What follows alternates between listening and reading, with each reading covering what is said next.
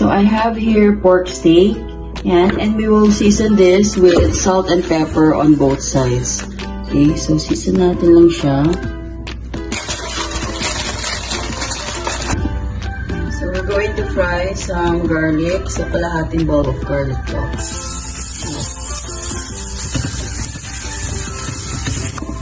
And so we're going to set this aside pag ganito na siya ka-toasted.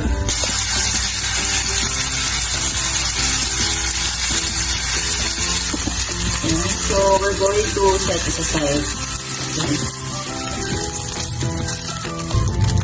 Next, we're going to add 1 onion slice on the same time na.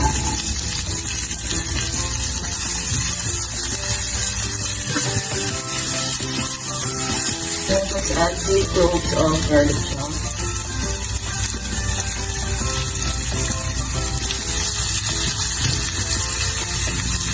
And we're going to bring back our pork steak. So, bigyan lang natin siya dyan.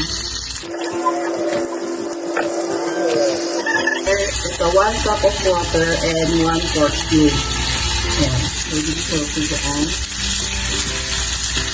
Ayan. Yan ito palambot natin sa pork. Ayan. So, cover natin to until umot siya for around 30 minutes. And so let's check our pork after 30 minutes and malambot na siya. And we're going to set this aside muna.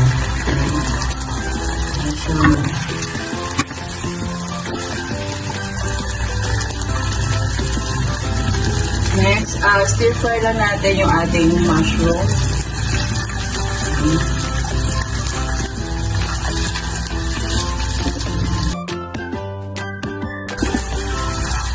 Yan. So, naglagay ako ng konting water pala para hindi masyadong dry yung ating sauce.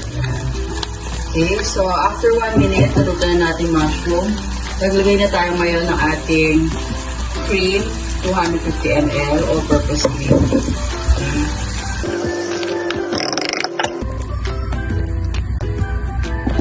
Then, lagyan natin ng konting black pepper.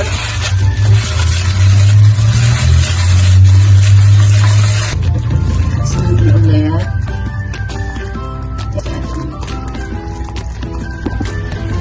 Ayan. Then, ibalik natin yung ating pork. Ayan. Ibalik natin. Ayan.